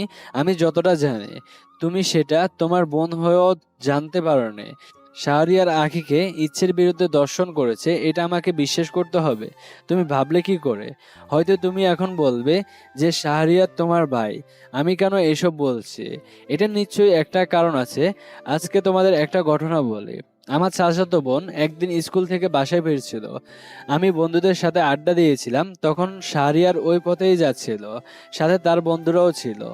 তার বন্ধুরা মেয়েটিকে ইপটিজিং করাতে শাহরিয়ার তখন তার বন্ধুদের মারতে লাগলো। আমি সেটা দূর থেকে তাকিয়ে তাকিয়ে দেখছি, আর দেখতে পেলাম শাহরিয়ার আমার বোনের ব্যাগটা রাস্তা থেকে তুলে হাতে দিল, তারপর চলে আসলো। এরকম আরো অনেক ঘটনা আমার জানা আছে। আমি জাস্ট তোমার কাছে এইটা বলছি। আমি এটা বিশ্বাস করি না। আখিকে ডাকো, আখি নিশ্চয়ই সবকিছুই জানে। তোমরা যেহেতু আমার কাছে কিছু বলতে চাচ্ছ না, তার মানে এতদিন শাহরিয়ার সাথে অনেক খারাপ ব্যবহার করছো, তাই না? তুমি কেন বুঝতে পারছো না? শাহরিয়ার একজন ধর্ষক, তো তার সাথে আমরা ভালো ব্যবহার করব এটা তুমি কিভাবে চিন্তা করতে পারো? আর তোমার এসব নিয়ে মাথা ঘামানোর কোনো দরকার নেই। চলো বাসায় চলো। আখির পেটে সন্তানটা শাহরিয়ারের, এটা তো সত্যি। আখির পেটে সন্তান, সে হারে হারে, এটা আমি বুঝতে পারছি। ডাক্তারও তাই বলছে। ডিএনএ টেস্ট করে কিন্তু আমরা জানতে হবে শাহরিয়ার কি আখিকে দর্শন করেছিল, নাকি এর মধ্যে কোনো কাহিনী আছে। এটা আমি আজ না হয় কাল ঠিকই জানতে পারবো, কারণ সত্য কোনোদিন চাপা থাকে না। এদিকে আমি ট্রেনিংয়ে আছি। দেখতে দেখতে পার হয়ে গেল 2টা বছর। এই 2টা বছর পরিবারের সাথে যোগাযোগ করিনি, যোগাযোগ করার প্রয়োজন মনে হয়নি। যারা আমাকে চায় না তাদেরকে আমি শুধু শুধু কেন বিরক্ত করব। এখন আমি সেনাবাহিনীর মেজর পদে আছি, পড়াশোনাও শেষ আছে, নিজের শহরে ফিরছি। এই শহরে আসার কারণ অন্যটা একটা অপারেশন আছে, সেই জন্য আগের মতো দেখতে আর এখন খেদ নাই। অনেকটা উন্নতি হয়েছে আমার। আমি এসে অফিসে চলে আসলাম। অফিসে এসে বসে ফাইলগুলো দেখতে লাগলাম। হঠাৎ একটা লোকের ছবি দেখে আঁতকে উঠলাম, কারণ ছবিটার কারণ হয়। ছবিটা হলো হাসানের সন্ত্রাসী। ওর নামে বিভিন্ন থানায় মামলা করা হয়েছে, কিন্তু পুলিশ তার কোনো ব্যবস্থা করতে পারছে না, তাই বাধ্য হয়ে সেনাবাহিনীকে দায়িত্ব দেওয়া হয়েছে। আর সেই দায়িত্বটাই আমার উপরে এসে পড়েছে। আমি গাড়ি দিয়ে হাসানের ঠিকানায় যাচ্ছি, শরীরে সেনাবাহিনীর পোশাক। আর তখন হঠাৎ করে রাস্তার একপাশে দেখতে লাগলাম আখির মতো কাউকে, একটা বাচ্চা সাথে, মাও আছে নাকি, দেখে অনেক ভালো লাগলো। আমি গাড়িটা সাইড করতে বললাম, আর তাদের রাস্তা পার হওয়ার দিকে তাকিয়ে রইলাম। ওরা আমার সামনে দিয়ে রাস্তা পার হচ্ছে, কিন্তু কথা বলতে গিয়েও কথা বলতে পারছি না। কেন জানি মনের মধ্যে একটা ভয় কাজ করছে। আখির কোলে আমি পিচ্ছি বাচ্চাটার দিকে তাকিয়ে দেখি বাচ্চাটা দেখতে অনেকটা কিউট। ইচ্ছে করছে এক্ষুনি কোলে নেওয়ার জন্য। আমি চোখের পানি আর ধরে রাখতে পারলাম না। তারপর ড্রাইভারকে বললাম যেতে। আমি হাসানের গোডাউনের সামনে এসে নামলাম আর ভেতরে গেলাম আর সবাইকে বললাম চারপাশে ঘিরে নিতে। আমি ভেতরে এসে দেখি অনেকজন মিলে ক্যারাম খেলছে। আমাকে দেখে সবাই ঘাবড়ে গেল আর একজন আমাকে মারতে আসলো। আমি ওদের সবাইকে মারতে লাগলাম আর যখনই ভেতর থেকে কেউ বেরিয়ে আসলো আরও দেখি এটার কেউ নয়, এটা হাসান। হাসান আমাকে এসে বলতে লাগলো, কি রে, তুই এখন সেনাবাহিনীতে আছিস? বাবা, তোর এত উন্নতি হয়ে গেছে কিভাবে? আমি তো তোর লাইফটা হেল করে দিয়েছিলাম, তবুও তুই কিভাবে এতটা উন্নতি করলি? তোর কি মনে হয় সামান্য তোর কারণে আমি শেষ হয়ে যাব? তুই তো এখন আমার কাছে 2 টাকার মাস্তান। দেখ ভাগ্যের কি নির্মম পরিহাস। তুই আমার সাথে এসব করলে আর তোকে মারার জন্য আমাকে ওপর থেকে অর্ডার দেওয়া হয়েছে। তুই আমার কিছুই করতে পারবি না। তুই জানিস না আমি তোর কি করতে পারি। একটা ফোন দিলে পুরা শহরের পোলাপান চলে আসবে। তোদের মতো সেনাবাহিনী আমার কিছুই করতে পারবি না। তোর কি মনের মধ্যে একটু ভয় কাজ করছে না? তুই একজন ওই সেনাবাহিনীর অফিসারের সামনে এসে কথাগুলো বলছিস, আর এটা খুব ভালো করেই জানিস আমরা কাউকে ছেড়ে কথা বলি না। আর কি বললি পুরো শহরের পোলাপান চলে আসবে? নিয়ে আয়, ফোন দে। আমি এখানে একাই আছি। সরকার আমাকে ট্রেনিং দিয়ে সব কিছু দিয়ে তৈরি করেছে শুধুমাত্র তোদের মতো খারাপ লোকদের দুনিয়া থেকে বিদায় করার জন্য, যেন তোদের কারণে সাধারণ মানুষের কোনো ক্ষতি না হয়। দেখ, আমাদের মাঝে যা হয়েছে তা সব কিছুই ভুলে যা। তোর কত টাকা চাই আমাকে বল, আমি তোকে অনেক টাকা দিব। যা কখনো তুই চাকরি করে কামাতে পারবি না, সারা জীবন বসে বসে খেতে পারবি, আমার কোনো ক্ষতি করিস না। তোর জন্য আমি আমার পরিবার ছেড়েছি রে। তোর জন্য আমি আমার বাবা মার কাছে খারাপ হয়েছি। তোর জন্য আখি আমার সাথে এসব করেছে। তোকে কি করে ক্ষমা করি বল? তোকে যদি আমি এখন ক্রস ফায়ার করে মেরে ফেলি তবু আমার কোনো জবাবদিহি করতে হবে না, আর আমি সেটাই করব। আমি তোকে এখন মেরে ফেলবো। তোর জন্য আমি অনেক কষ্ট সহ্য করেছি। চেয়েছিলাম তোকে আমি এভাবে মারবো, কিন্তু সেটা আর করতে হলো না। আমাকে দায়িত্ব দেওয়া হলো, আর এখন আমি আইনের মাধ্যমেই তোকে আমি মারবো।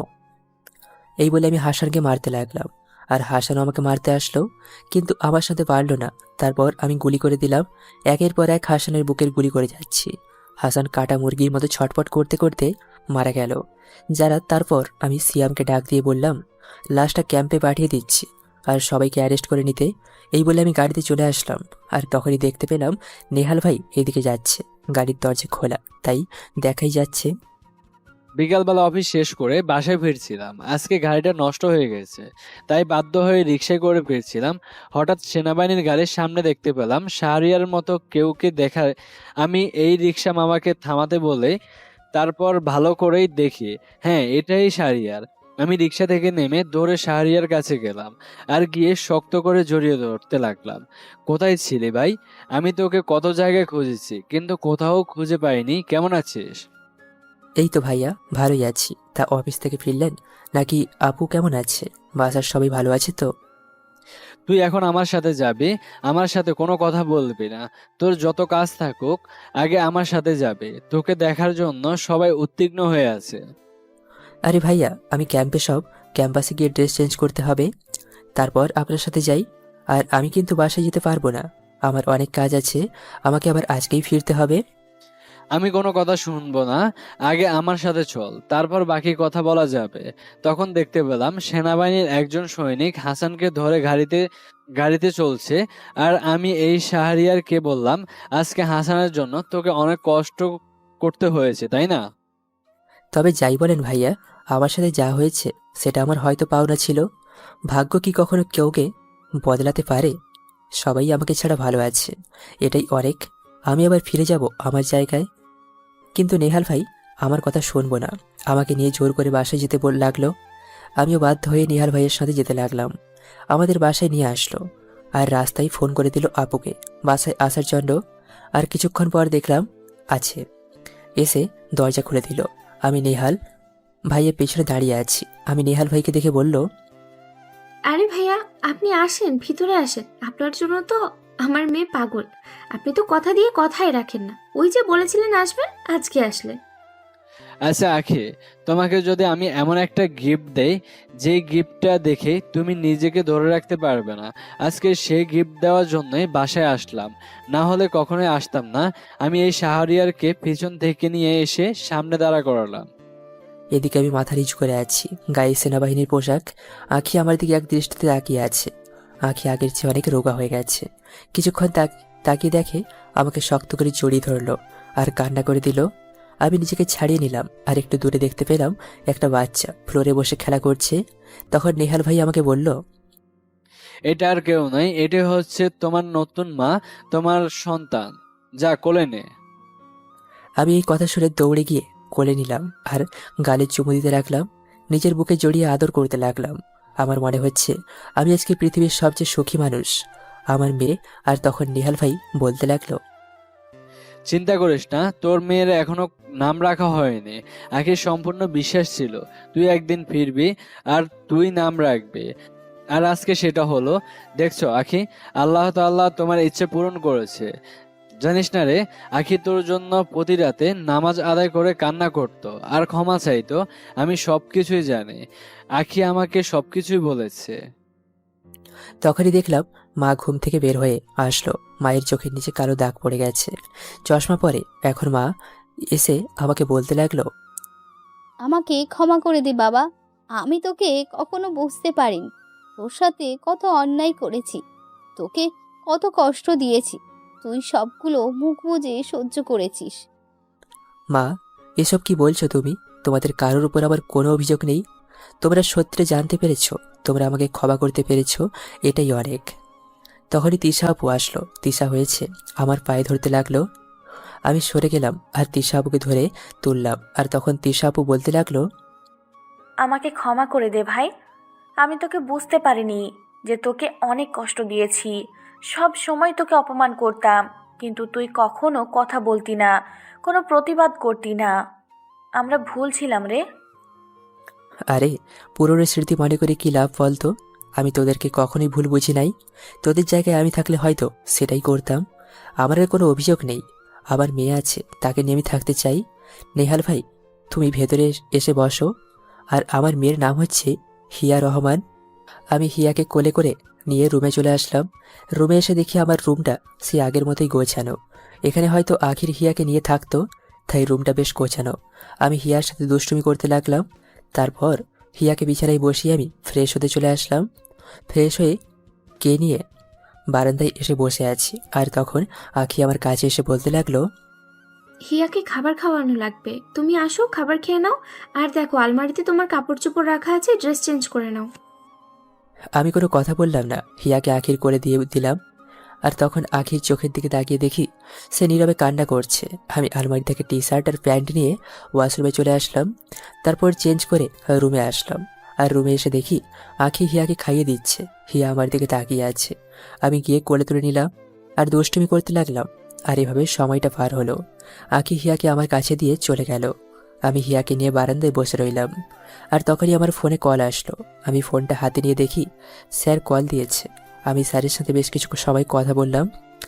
তারপর দেখি সন্ধ্যা হয়ে গেছে। আমি রুমে এসে শুয়ে পড়লাম। হিয়াকে আমার বুকে শুয়ে ঘুম পাড়িয়ে দিলাম। আর এভাবে আমিও যে কখন ঘুমিয়ে গেলাম মনে নেই। হঠাৎ আমার ঘুম ভাঙলো কারোর ডাকে। আমি চোখ মেলে দেখতে পেলাম আখি দাঁড়িয়ে আছে। আর তখন আখি আমাকে বলতে লাগলো, কি ব্যাপার, ঘুমিয়ে পড়লে যে? রাতের খাবার খাবে না?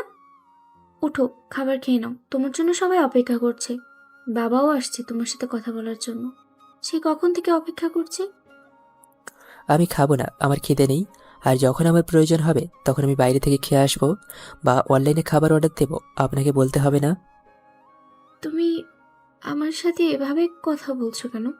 আগে তো তুমি করে কথা বলতে, এখন তুমি থেকে আপনি হয়ে গেলাম। সত্যি কি আমাকে ভালোবাসো না? না, আমি আপনাকে ভালোবাসি না। আমি শুধুমাত্র আপনাকে ঘৃণা করি, শুনেছেন? আপনি এখন আমার চোখের সামনে থেকে যান। বেশি কথা বলা আমি পছন্দ করি না। তাছাড়া মেয়ে ঘুমিয়ে আছে। তখন আখি নীরবে কান্না করতে লাগলো। আমি আখির দিকে তাকিয়ে আছি। আমার ভেতরেও কষ্ট হচ্ছে, কিন্তু আখিকে এত তাড়াতাড়ি মেনে নিলে হবে না। হয়তো হয়তো সে আমার জন্য অনেক কষ্ট করেছে, আরও কিছুদিন কষ্ট দেব। তারপর আমি হিয়াকে পাশে ছুঁয়ে দিয়ে উঠলাম আর উঠে খাবার টেবিলে আসলাম। এসে দেখি বাবা বসে আছে আর আমাকে দেখেই দাঁড়িয়ে গেল। আর আমিও বাবার সঙ্গে কথা বলতে লাগলাম। আর এভাবেই কথা বলে আমি রুমে চলে আসলাম। বাবা, মা, তিশা সবাই খাবার খাওয়ার জন্য অনেক দেখেছে, কিন্তু আমি কোনো কথা না বলে রুমে চলে আসি। রুমে এসে বিছানায় শুয়ে পড়লাম আর মেয়েকে জড়িয়ে ধরলাম। একটু পর আঁখি আসলো। আঁখি আমার কাছে এসে বলতে লাগলো, তুমি হিয়াকে নিয়ে এখানে শুয়ে পড়ো, আমি সোফায় গিয়ে শুয়ে পড়ছি। আর প্লিজ খাবারটা খেয়ে নাও। আমি জানি তোমার অনেক খিদে পেয়েছে, এখনো তো কিছু খাওনি। আমি কি করব সেটা আমার ব্যাপার, আপনাকে আমার বলে দিতে হবে না। আমি আমার নিজেরটা খুব ভালোই বুঝতে পারি। আপনি কোথায় থাকবেন আর না থাকবেন এটা আমার কাছে বলার কিছু নেই। আমি ওর কথাটা শুনে কান্নায় ভেঙে পড়লাম। কেমন যেন ভিতরটা ফেটে যাচ্ছে। আসলে প্রিয় মানুষের কাছ থেকে এরকম কথা শুনে কতটা যে কষ্টের, সেটা আমি এখন উপলব্ধি করতে পারছি। আমি তো এর চেয়েও বেশি শাহরিয়ারকে কষ্ট দিয়েছি। শাহরিয়ার তো কখনো আমাকে কিছু বলেনি। আমি বালিশ নিয়ে নিচে শুয়ে পড়লাম, নিচে শুয়ে কান্না করছি। আর একটা বিষয় দেখে খুব ভালো লাগছে যে শাহরিয়ার মেয়েটাকে তো অনেক আপন করে নিয়েছে। আমি জানি একদিন আমাকেও মেনে নেবে। আমি এসব ভাবতে ভাবতে কখন যে ঘুমিয়ে গেলাম মনে নেই। মাঝরাতে ঘুমটা ভেঙে গেল। আমি উঠে উঁচু করে তাহাজ্জুদের নামাজ আদায় করে নিলাম। তারপর শাহরিয়ারের পা জড়িয়ে ধরে ওর পায়ের কাছে মাথা দিয়ে শুয়ে পড়লাম। কতটা কষ্ট দিয়েছি আমি মানুষটাকে। আমি জানি শাহরিয়ার আমাকে অনেক ভালোবাসে, কিন্তু কখনো সে বলবে না। এদিকে আমি ঘুমিয়ে আছি আর মাঝরাতে হঠাৎ ঘুমটা ভেঙে গেল। ঘুম ভাঙতে দেখি কেউ কান্না করছে। ফোঁটা ফোঁটা জল আমার পায়ে এসে পড়ছে। আমার পাগুলো জড়িয়ে ধরে আছে। আমি বুঝতে পারলাম এটা আর কেউ নয়, এটা হচ্ছে আঁখি। আমি কিছু বললাম না। হিয়াকে নিয়ে আবার জড়িয়ে ধরে ঘুমিয়ে গেলাম। হিয়া আমার এখনো বুকের মাঝে আছে। সকালবেলা যখন ঘুম ভাঙলো তখন দেখি হিয়া আমার চুল ধরে টানাটানি করছে। একবার নাকে খোঁচা দিচ্ছে আর একবার মুখের ভেতর আগুল দিয়ে আমি হিয়ার কাণ্ড দেখে হেসে দিলাম আর জড়িয়ে ধরলাম। জড়িয়ে ধরে হিয়ার কপালে একটা আলতো করে চুমু দিলাম। তখনই দেখি আঁখি চা নিয়ে রুমে প্রবেশ করছে আর তখন আমাকে বলতে লাগলো, তুমি হিয়াকে আমার কাছে দিয়ে ফ্রেশ হয়ে চা খেয়ে নাও, আমি হিয়াকে খাইয়ে দিচ্ছি। আর নেহার ভাইয়া তোমার জন্য বসে আছে। আমি ফ্রেশ হতে চলে আসলাম। ফ্রেশ হয়ে বের হলাম আর নেহাল ভাইকে দেখতে পেলাম সোফায় বসে আছে। আমি নেহাল ভাইয়ের পাশে বসলাম আর তখন নেহাল ভাই আমাকে বলতে লাগলো, শাহরিয়া, তোমার সাথে আমার কিছু কথা আছে, চলো ছাদে যাই। ছাদে গিয়ে দুজন মিলে গল্প করি। আজকে আর আমি অফিসে যাচ্ছি না। তারপর দুজন মিলে ছাদে চলে আসলাম আর শাহরিয়ারকে বলতে লাগলাম, শাহরিয়ার, আমি জানি তুমি এখনো আঁখিকে ভালোবাসো। তোমার সাথে যেটা হয়েছিল সেটা ভাগ্যের নির্মম পরিহাস ভেবেই বাদ দাও। তুমি চলে যাওয়ার পর আমি বেশ কয়েক মাস পর আমি জানতে পারি সত্যটা।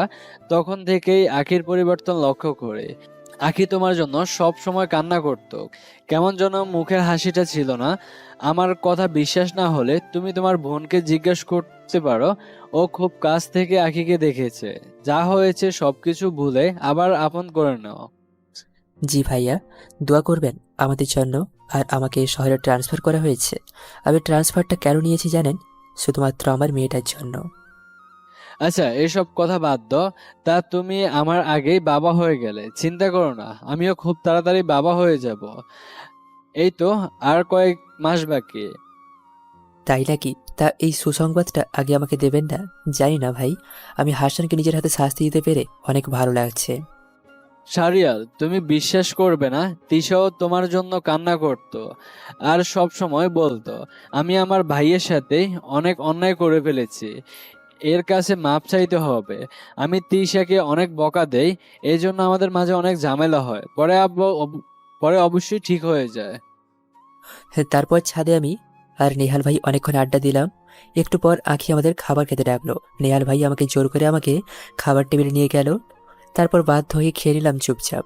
টুকটাক নেহাল ভাইয়ের সাথে কথা বলছি আর খাবার খাচ্ছি। দাওয়া শেষ করে রুমে চলে আসলাম। আর এভাবেই পার হয়ে গেল বেশ কয়েকটি দিন। আমি এই কয়েকদিনে আঁখিকে সব সময় অপমান করতাম। আঁখি সবকিছু মুখ বুজে সহ্য করত। একদিন আমি অফিস থেকে ফিরলাম, বেশি রাত করে বাসায় ফিরলাম। আর বাসায় ফিরে দেখি হিয়া ঘুমিয়ে গিয়েছে।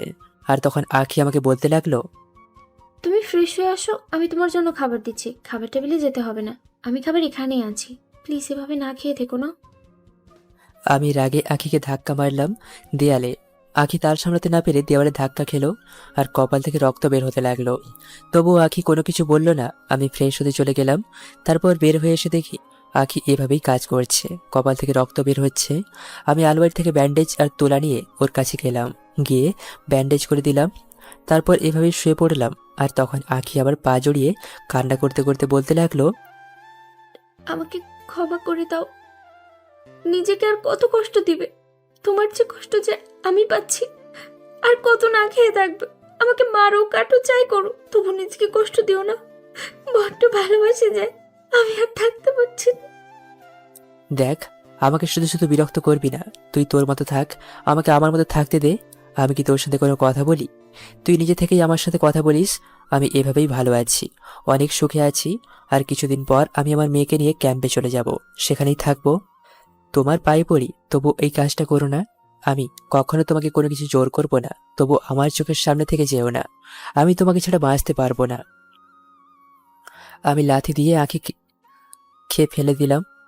তারপর হিয়াকে জড়িয়ে শুয়ে পড়লাম। আর হিয়াকে নিয়ে কখন যে ঘুমিয়ে গেলাম মনে নেই। হঠাৎ করে কারো চিৎকারে ঘুমটা ভেঙে গেল। আমি দেখতে পেলাম আঁখি ছুরি দিয়ে তার হাতটা কেটে ফেলেছে। আমি তাড়াতাড়ি করে উঠে ওর হাত ধরলাম আর আলমারি থেকে ব্যান্ডেজ ওষুধ বের করে লাগিয়ে দিলাম। তারপর আঁখির গালে একটা থাপ্পড় দিলাম। আর তখন আঁখি আমাকে বলতে লাগলো, মারো আমাকে, আরো মারো, তবুও আমি কোনো কিছু বলবো না। কিন্তু আমার অধিকারটা কেন দিচ্ছ না? আমি যে ভিতরে ভিতরে অনেক কষ্ট পাচ্ছি, সেটা কি তুমি বুঝতে পারছো না? তোমার পায়ের নিচে থাকতেই আমার ভালো লাগে। কথা দিচ্ছি আর কখনো তোমাকে কষ্ট পেতে দিব না। সারাটা জীবন তোমাকে ভালোবাসবো। একটা সুযোগ দাও। আমি আঁখিকে শক্ত করে জড়িয়ে ধরলাম আর আঁখিও আমাকে শক্ত করে জড়িয়ে ধরলো। আঁখি আমার বুকে এসে কান্না করতে লাগলো। আঁখি কান্না করতে করতে চোখ লাল করে ফেলেছে।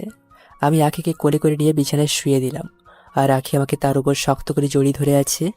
আর তখন আঁখি কোনো কিছু কথা না বলে আমার ঠোঁট জোড়া দখল করে নিল। প্রায় 10 মিনিট পর ছেড়ে দিল। আমি হাঁপাচ্ছি। আর তখন আঁখি আমার চুল ধরে তার ঘাড়ে আমার মুখ নিয়ে গেল আর আমাকে বলতে লাগলো, অনেক ভালোবাসি তোমাকে, নিজের চেয়েও বেশি ভালোবাসি। আমাকে কখনো ছেড়ে যেও না, তাহলে আমি হয়তো বেঁচে থাকতে পারবো না। আত্মহত্যা ছাড়া আমার আর কোনো পথ থাকবে না। আর কখনো তোমাকে কষ্ট দেব না, সব সবাই তোমাকে আমার বুকের মাঝে আঁকড়ে রাখবো। আমিও ভীষণ ভালোবাসি তোমাকে। আমাকে এতদিন অনেক কষ্ট দিয়েছেন, তাই আপনাকে এখন আমি যা বলবো তাই করতে হবে। আজকে আমাকে জড়িয়ে ধরে ঘুমাতে হবে। নিজের মেয়েকে পেয়ে আমাকে ভুলে গেছো, তাই না? তাই আমি তো আরো ভেবেছিলাম আজকে রাতে মন মতো আদর করব, কিন্তু সেটা তো তুমি হতে দেবে না। তাই আর কি করা, চুপচাপ ঘুমানো লাগবে।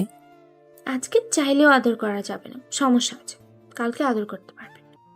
আর হিয়ার জন্য আরেকটা ভাই আনতে হবে, বুঝলেন?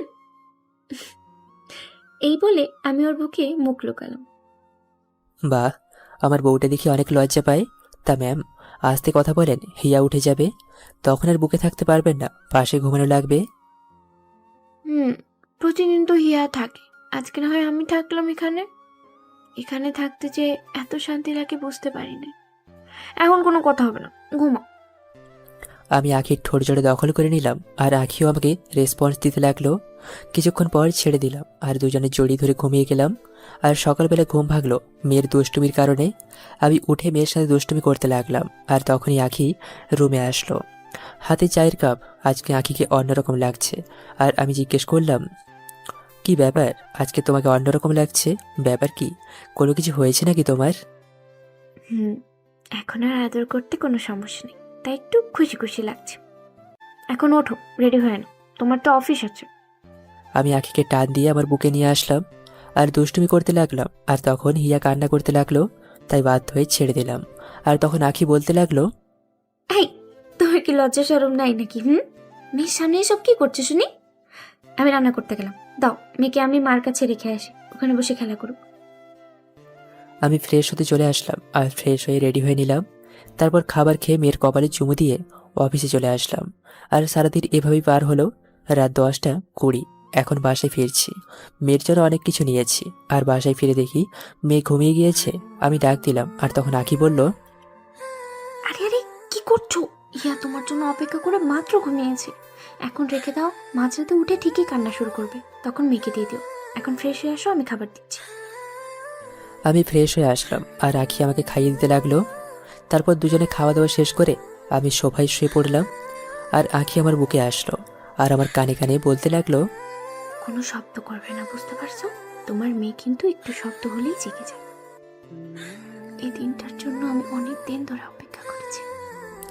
আমি আখির ঠোঁট জলে দখল করে নিলাম আর এভাবেই দুজনে হারিয়ে গেলাম এক নতুন রাজ্যে। আর এভাবেই না হয় চলতে থাকুক আমাদের ভালোবাসার গল্পটা। এই গল্পটা এখানেই শেষ করতেছি। দেখা হচ্ছে নতুন গল্প নতুনভাবে শুরু করব, আপনাদের মনের মতো করার চেষ্টা করব। সেই পর্যন্ত অপেক্ষা করুন, আগামীকাল থেকে নতুন গল্প আসতে চলেছে। সবাই ধৈর্য ধরে থাকেন, ভালো থাকবেন, সুস্থ থাকবেন আর আপনার পরিবারের উপর যত্নশীল হবেন। আর আপনার জীবনটাকে একটু সময় দিতে শেখেন, দেখবেন আপনি এই পৃথিবীর মধ্যে সবচেয়ে সুখী ব্যক্তি হয়ে থাকবেন।